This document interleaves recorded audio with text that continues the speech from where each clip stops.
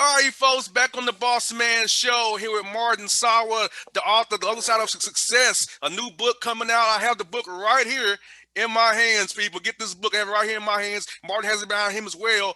The Other Side of Success, Money and Meet 'em in the Golden State. Where, Golden State is where California, where the Warriors are, the world champs out there, man. Martin, good to talk to you today. Happy New Year to you. How you doing? Hey, happy New Year to you, boss man. Thanks so much for having me on. It's great, and I really look forward to it and meeting your listeners in Atlanta. By the way, Curry put up 62 last night, so I think he's back. Yes, indeed. Chef Curry, man. I love that guy, man. I'll tell you, last time I saw those guys play was December of 18 in Atlanta.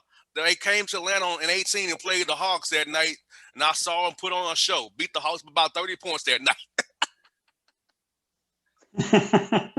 So, yeah, I love your guys there in Golden State. Now, Martin, we're talking about the teams back there in Oakland, man. So tell us, listeners, about your memories of the Warriors in Oakland and Oracle Arena and how that environment was out there with the A's, the Raiders playing on that one complex out there in Alameda County. How was that, man?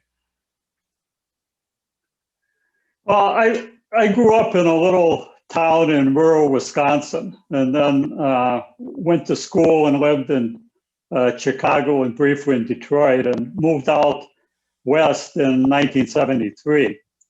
I just threw everything I had in my car and, left the snow and the cold behind. And Oakland at that time was a real exciting place. I mean, sports-wise, you had the A's, who won World Series a couple of times. You had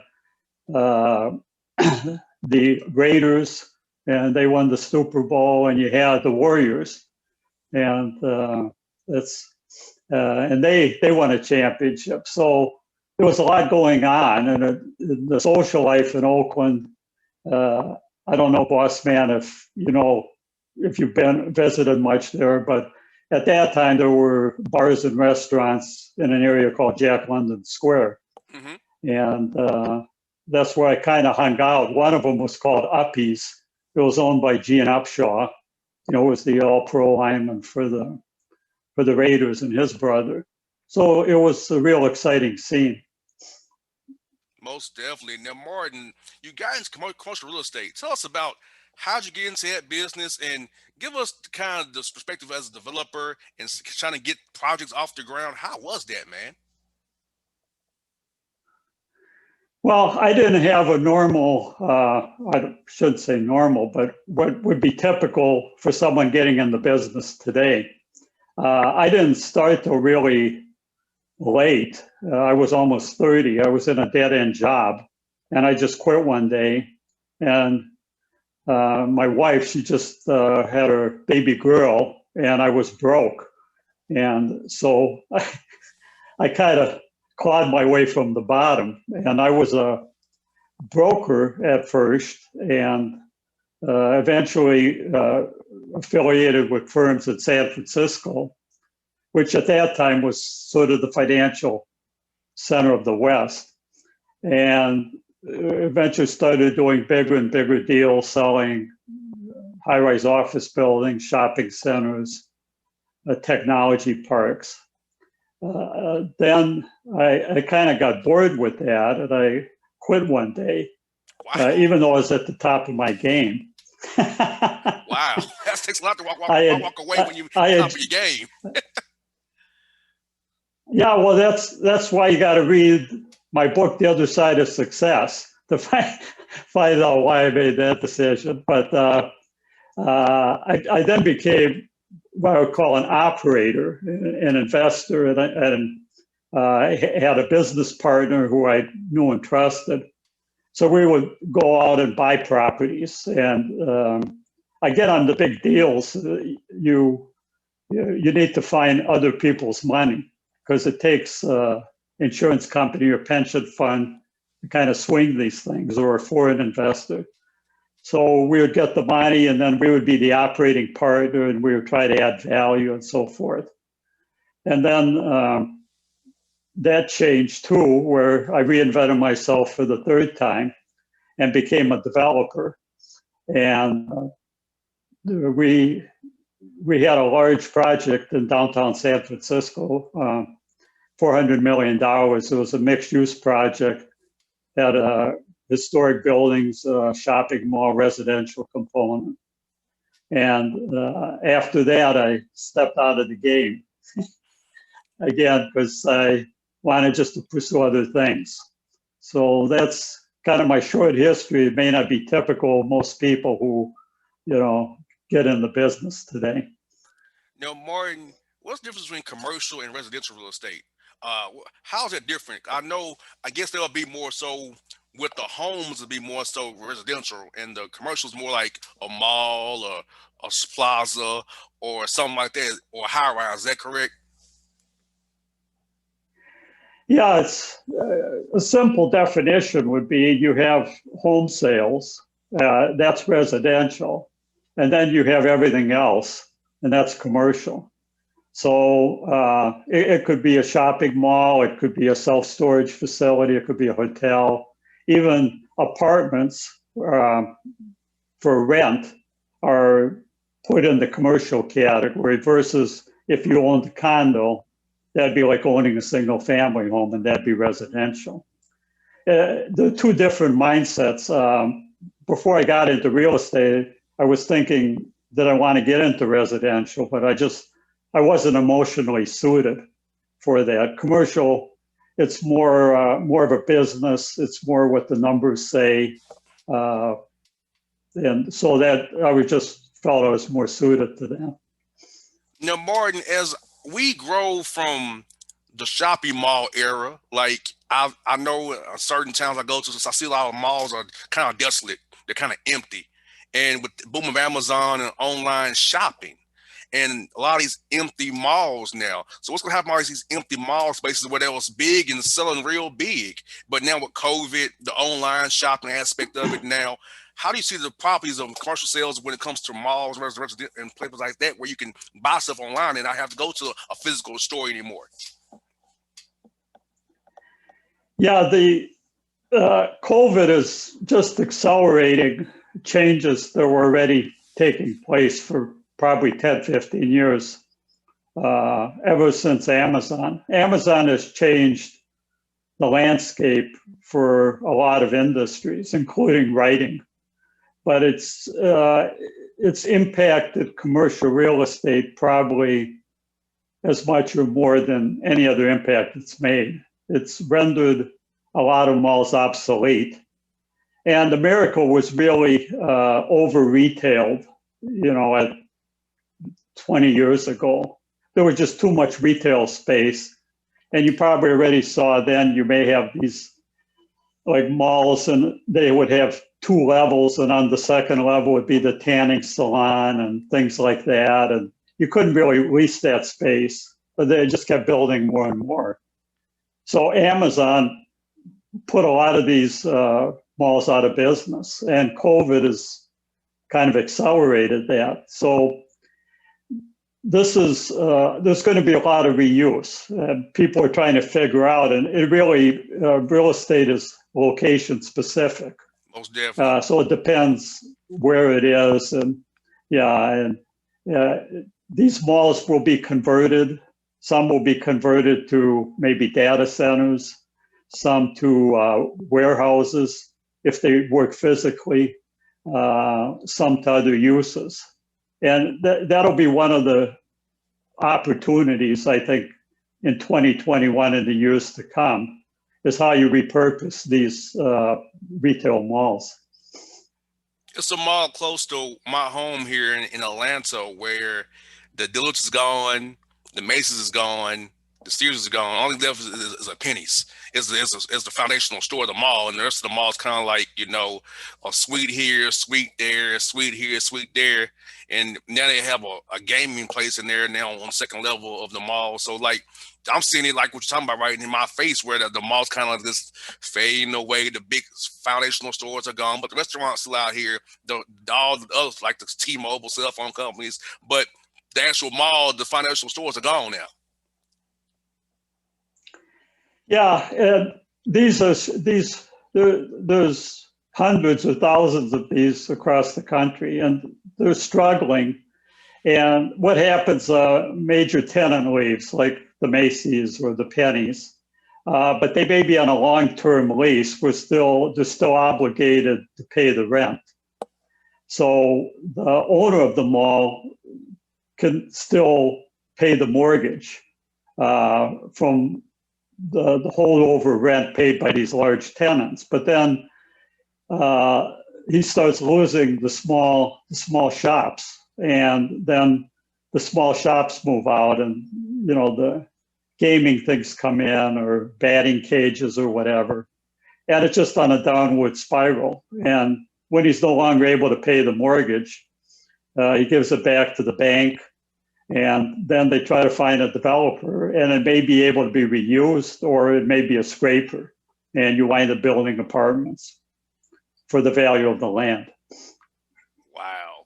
Now, Marty, talk about in your book getting skin in the game. Talk about skin. I know what you mean by that, about playing sports. I know about getting skin in that game in that regard. Talk about that in the real estate world, getting skin in that game. Well, skin in the game is a central theme of my book, not just in commercial real estate, but in all aspects of my life. It's the difference in how you respond. Yes, And indeed. you're an entrepreneur. You need to put butts in the seat. You need to have your listeners. You need to wake up every day, have an interesting show, Yes. or that's it for you, You got right? that right. It's not like having a real job where you take off or still go in and operate at a lower level and still get paid. So it makes you keenly aware of, and really when it's great, it's really great because you're your Yes. own boss. You have freedom of choice. But when it's not so great, that's when you get really tested. And believe me, Yes. everybody gets tested. Oh yes, and especially been a long ranger here since I am, this is my baby, this is it. I have to make sure I'm the booker, I'm the advertiser, I'm the host, is editor, social media, it's all me. So as you said, man, but I love it though. It pays off because I know every week that I put all the hard work in, and the part I'm talking to you is the easy part, but this is the part off the air that people don't see is the hard part. And in commercial real estate, the stakes just get bigger and bigger. And when you're involved in these multi-$100 million projects, uh, you have major institutions that put up most of the money, but they still make you put your skin in the game. Mm-hmm. And you have the time, and they take a long time, and you can work 10 years and then not have it pay out. So it's the, but it was more than the money. It was, for me, the juice. It's that adrenaline rush that I got from closing these big deals and negotiating with business titans, people whose names you see in the paper, and winning, and then getting the crap kicked out of me on the next deal. So, Oh yes, oh yes. Now, Martin, this is a key subject here: gentrification. And use a planner for a city. Atlanta, as you probably know, most big metropolitan cities are. They try to gentrify certain areas of the city. And being a planner, how do you combat that as a planner, and how do you think about the citizens who are getting moved out for the new project or the new thing coming to town or this side of the neighborhood? Because people are hurt by that. I say all the time, we see that Publix or Starbucks, somebody paid the price for that, and by moving out of his neighborhood for you. And for me, coming from an area that's been gentrified right now, I see when I go back to my neighborhood, I'm like, wow, how it's changing up over the years.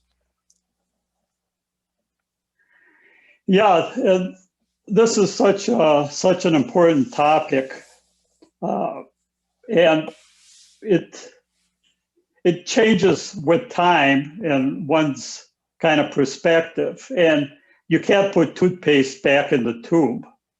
The Bay Area, in the years that I've lived there, the years before and after the millennium, was a time of really major physical, financial, social population change. When I moved to Oakland, the Black population had grown, and in another few years would exceed the white population. But there was also Vietnamese coming in after the war. You had Chinese communities, Chinatown in Oakland. You're starting to see increased immigration from Mexico, legal and illegal. So it's this just kind of huge churning melting pot. And then when technology in Silicon Valley became the driver of the economy in the Bay Area, that's when gentrification really started to happen. And the cost of living, the cost of housing shot through the roof. And that's when in Oakland, the Black population started to decrease. People started moving back to the South, to Texas, just because they couldn't make a go of it. And in San Francisco, things just got, and still are, ridiculously expensive. So our major project called City Place, it was right on the edge of the Tenderloin. And it was a redevelopment project meant to revitalize the area. The Tenderloin was kind of where all the bad things happened. And it took us, we tried to do it, sensitive to the needs of the local residents. We financially assisted our tenants. A lot of them were like hospital sponsored and socially sponsored businesses to help the homeless. We only scraped dilapidated structures already that didn't have much use and restored historic structures. So we tried to do it in a sensitive way, but it's the way life works. The only thing certain is change. And in the Bay Area, it was like really a lot of change. Oh yeah, and when the Falcons rebuilt Mercedes-Benz Stadium, tore down the Georgia Dome, that area from Vine City is where I pretty much came up from over there. It's like, you can see where they're changing things around, and that whole English Avenue area where Clark Atlanta is, Spelman, Morehouse. You just see it happening. I'm like, yep. And people are getting kind of forced out. And also, Mark, talk about this, how sometimes you use the eminent domain from a city can just, use that to get the land from people as well. You take this offer, well, we use eminent domain and take the land anyway for our use. Yeah, the laws have changed on that over the years, compared back to, 50, 100 years ago, or like New York when Robert Moses, I don't know if you've heard the name, but I've heard the name. Kind of the director of development, and they would just take out whole neighborhoods to build a freeway, like through the Bronx. And then the rules now, it's harder to, the uses that you can make of eminent domain. So I don't think you see as much going forward, just these wholesale removals of neighborhoods as you did in the past. But it's a tricky issue. You need the new business to revitalize an area, but then at what expense? And it's always a debate. Most definitely. Now, Martin, talk about the immigrant experience. You came from your parents from the Ukraine. You went back there, kind of found out your roots, and you met your sister before she passed away. Talk about the immigrant experience, and coming up, moving to a new country here, Wisconsin, going to California. So, kind of lay out how that was, man, being an immigrant in the United States, man, and how you were treated differently, and how you see the U.S. from your perspective, being an immigrant coming over here now. Yeah, it really shaped my experience probably as much as anything. My parents were born and lived in Ukraine under the regimes of Stalin and then Hitler and then Stalin again. So this was as bad as it could be. It was the scene of the greatest mass killing of civilians probably in human history, the area between Moscow and Berlin, when Stalin and Hitler were in power. So they escaped with their lives. They saw their friends, family members killed, sent off to camps. And then after the war, it took them 4 years because the quotas were restricted. And they were lucky that they finally found a sponsor and they increased the quotas that year and were able to immigrate here. So they were resettled in a small town in rural Wisconsin because the policy at that time was to resettle in the hinterland and not concentrate in the populations, like in New York or Toronto, where there was like Ukrainian ghettos like there were, for other ethnic groups. So the best way to put it is they were taken advantage of when they first got here. They worked kind of for free. People didn't know what a Ukrainian was. This was the McCarthy era. So we were suspected of having communist sympathies. Despite all of this, for them it was heaven. That's the best way I can put it, relative to where they came from. Oh yes. And that's what, like, generations today, they just don't understand what it was like and the mindset that people have. So they valued, and the other thing is they would live through their children in terms of trying to get for the kids what they didn't have, the best possible education and so forth. So believe me, I appreciated from the time I was little to the present day what I have and how lucky I am. I don't know if that helps. Oh no, you're good, man. That's my mindset. Hey, no, man. Hey, what you're saying is so true because for me, I have the same kind of not from as an immigrant, but I came up from a rough start to get where I am today. So to be where I am today, entrepreneur with my own radio show, being talk to you today, oh man, knowing where I started and where I had to go to get here, man, it's rewarding. So I feel your sentiment, man. The way, hey, every day is a great day for people like you and I. To wake up on top of the grass, Bossman, it's a good day. Yes, as they say, it's better to be seen and not viewed. That's what they always say. It's better to be seen and not viewed. So that's the line that I've been told my whole life. So that's what I go with. As long as you see me, we're good. I don't want you to be viewing me right now, so I'm good.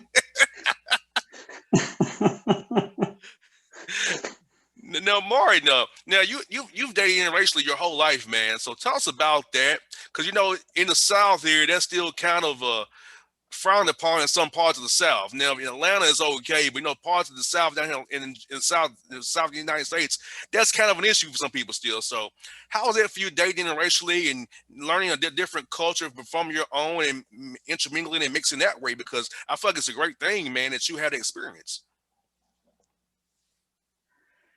Well, growing up in this little town, there weren't any black folk, or really, it was all kind of Northern European immigrants.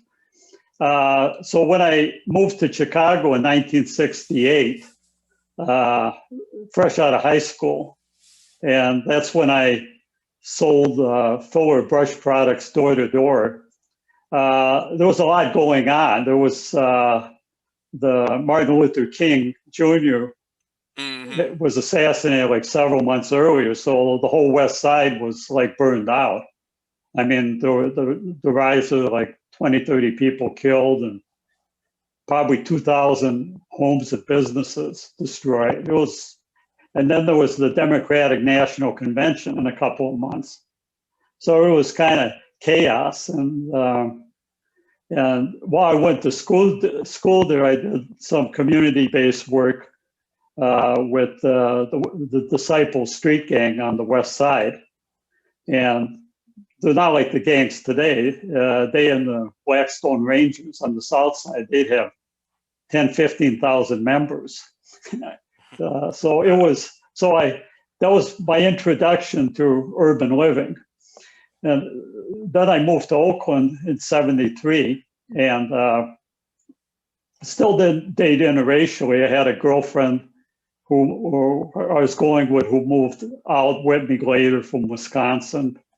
And then that relationship ended. So it wasn't until 1977, 76, 77 that I met my first wife. She was a Choctaw Indian, 100% Native American.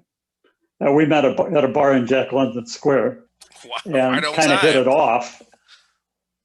And got married a year later. And so that was my first interracial dating experience. But again, the skin in the game. She had two sweet children from a prior marriage. So, and she was pregnant with her daughter. So there was all these responsibilities now. And I had, family to support. And at that time I was having financial issues. I was in a dead-end job. And that's kind of when I made a decision. I had to change my life. Subsequent to that, we divorced in the mid-'80s.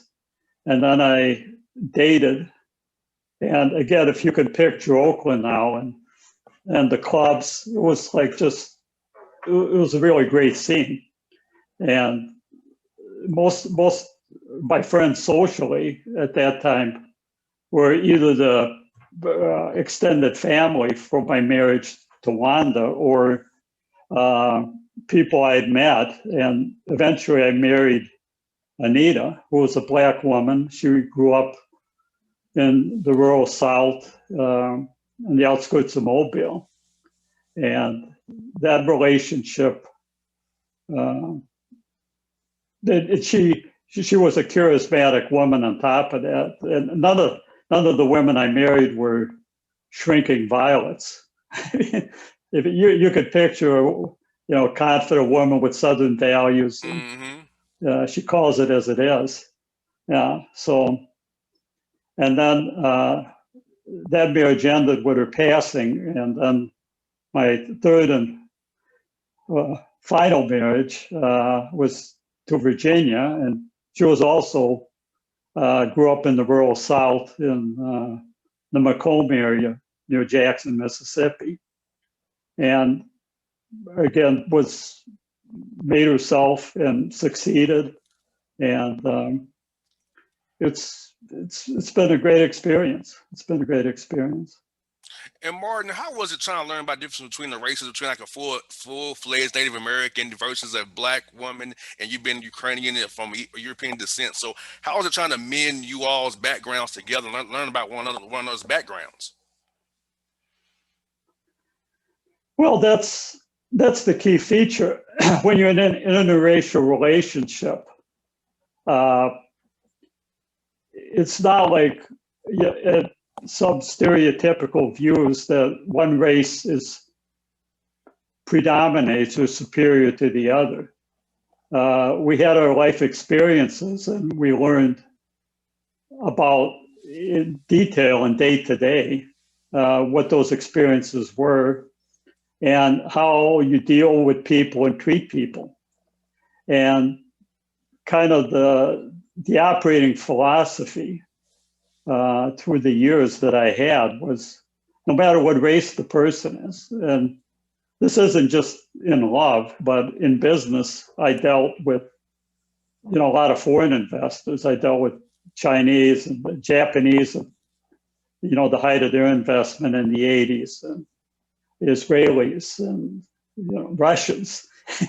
And my philosophy was always to look the other person in the eye, at eye level, kind of, and feel neither superior nor inferior. And that goes both ways. And so I would engage. And if that person felt the same way, then we would have a relationship. And if they didn't, then we just move on. And so it's not easy. And in the book, I used kind of a comparison, particularly in the kind of day and age we're living in now, with all the stuff on social media and just the constant pounding. To deal adroitly, it's like a Zen monk disarming a samurai. You don't do it with force or with, negativity back or yelling. You do it with being adroit and understanding the situation and not being afraid, but treating the person as a person. I know it sounds corny, but that's really the only way it works. That's not corny at all because I try to treat everybody the same. Who comes on my show, treat you with respect. I try to build a relationship with you through the radio here and with my listeners here. So I want people to see you for who you are, and I don't judge people. I'll talk to anybody in the world, As long as they respect me, I respect you back. As long as we don't get disrespectful, we're good. Now, I've only had 2 bad interviews in my career, which is good for being on the air radio for over 8 years.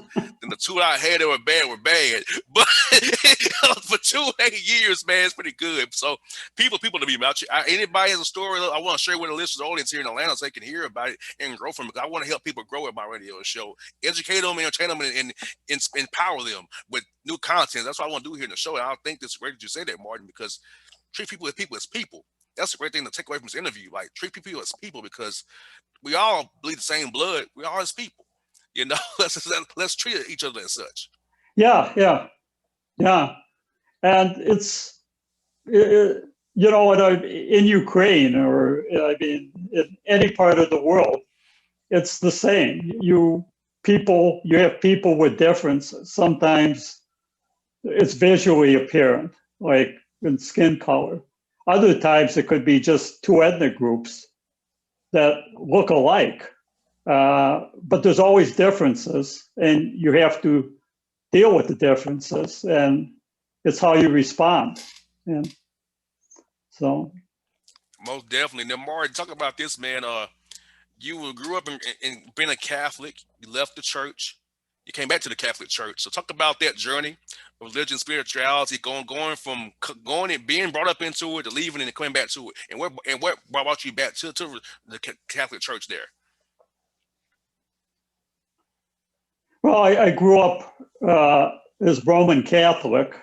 In this little town, I went to Catholic grade school, and then I went to a Jesuit high school, and that was actually one of the big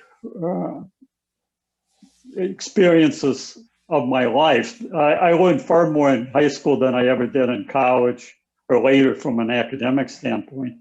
The Jesuits are the branch of the Catholic religion that are kind of more the intellectual, the deep thinkers. So, but then when I went to college, it's probably like for a lot of people, you just lose your way. You stop practicing, and America just became increasingly secular, I think, after the 60s to the present day.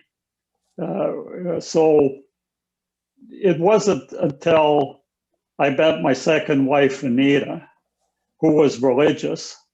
She read the Bible every night. She wasn't into the ritual. Her uh, mother was Pentecostal, and she just thought there was, it was like lasted all day and a lot of yelling and testifying. But she adopted her own formula. She read the Bible. She did these elaborate commentaries. She wrote in the margins, and most important, she practiced what she preached, and she led by example. So I admired her a lot, and kind of gradually started getting back to my religion. And then many years later, I went to a retreat. It was a Jesuit retreat, and after that, that's when I started practicing again. So Now, that Martin, was a journey.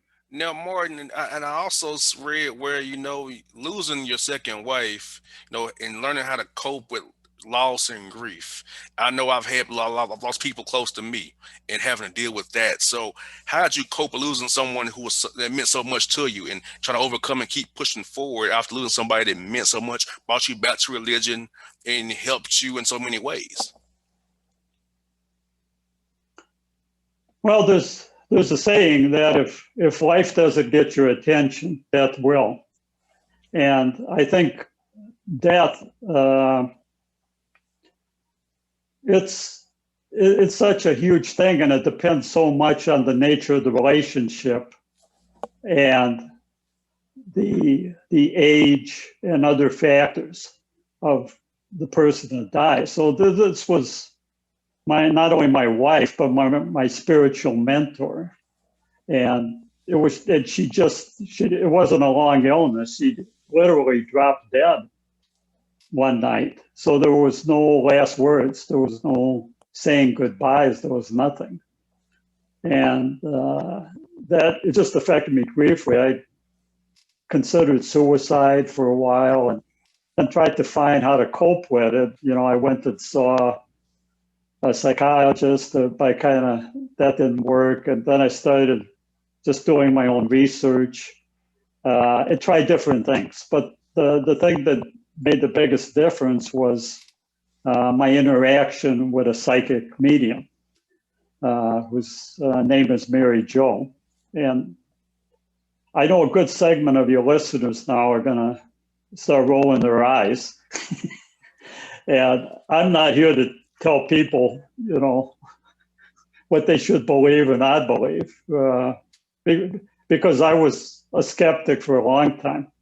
But Anita and I met this woman, and she was a psychic medium, and she looked normal. She was like a suburban housewife and good Christian woman. She just had some skills, and I got to know her over the years, both as advisor and friend. And how it's done is a mystery, but there's a tiny percentage of people who advertise themselves as psychics. Most don't have the skills, or it's just kind of a fraudulent deal. But there's a tiny percentage who are extremely skilled and can provide valuable information through unexplainable means. And a little bit about me by now. I try to experience life directly and not take other people's word for it, and put skin in the game. And so when Anita passed, I connected with Mary Jo, and she just told me it was too early to talk, and I had to get my stuff together and get my life together, and then call her back. So she wasn't like pressing me. That's the way she was. She, in fact, discouraged me from talking to her other than a couple of times a year, so it wouldn't be like a crutch. And eventually she was able to connect me with Anita, and our relationship survived after a physical death. And there was nothing bigger in my life. Now, last one I got for you before we have you talk about your book one more time here. You lived in SoCal and NorCal. Which part of the state did you enjoy the most and why, man? Because I've been to both parts of the state. I've been to SoCal and NorCal multiple times, man. I like it out there. It's not humid as it is here in Georgia. It's very humid here in Georgia. The air is real nice out there. It's not too hot, not too cold. So talk about living in NorCal and SoCal, man. Which one you like the best out in the Golden State out there? Well, there's no perfect place, boss man. Every place has its pluses and minuses. I loved LA. I loved the warm weather and the beaches, kind of the vibe. And there was a lot of business to be had. But at the same time, as my wife Anita pointed out, it's a land of illusion and delusion. And it feels at times just like a big Hollywood movie set. And there's that fake aspect that it's part of that scene, or at least that was for us. San Francisco, on the other hand, it's cold and foggy, but it was the financial center of the West Coast. And then Silicon Valley, when the tech industry grew, it grew into San Francisco. So it was a great place to go and make money and to visit. But I lived there for a couple of years. And again, the vibe was just off for me.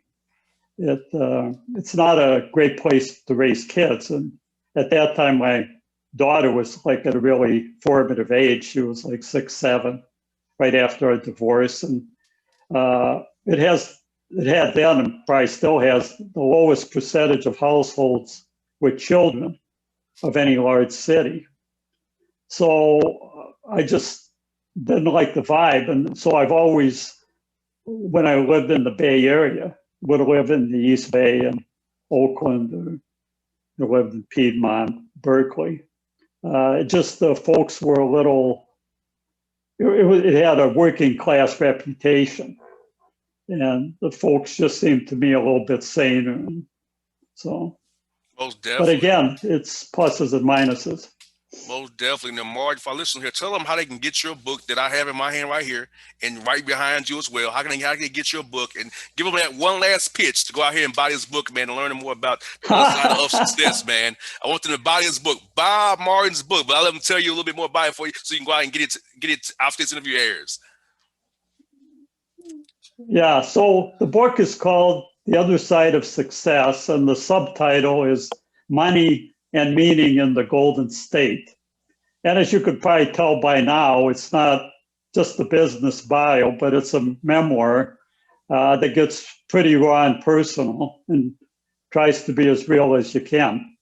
So it's available for sale online at Amazon, Barnes & Noble, other major booksellers. You can check it out a little bit more on my website, martinsawa.com, or on social media.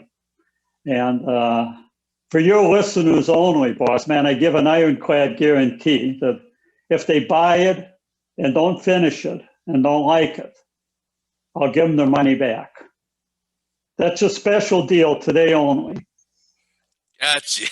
Hey, you got it from Martin. You got a special deal, Bossman listeners. You got it from him. But I'm gonna tell you, I read the book. I enjoyed it. You will enjoy it as well, because a lot here to learn from, a lot of nuggets for you. Get the nuggets, get the breadcrumbs, and learn from this book, and you apply them in your life as well, people. Martin, thank you for your time. This is fun to do this, man. I know it's first time doing it, but I'm glad you did it, man. I told you it'll be painless. I told you, painless. It'll be fun, man. Yeah, well, thank you so much, boss man. I really enjoyed it. It was great. And, maybe next time you really put me on the hot seat. Oh no, hey, I'm about love and positivity, Mark. That's not me. Hey, other shows for that. That's not this show, man. We don't do that. We want you to be happy and having a good time and smiling, man. We're not here trying to. We're not a gotcha show.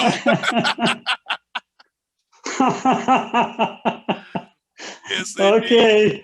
Martin, See thank you you, later. man. Hey, have a happy new year to you, and talk to you real soon. Be safe now.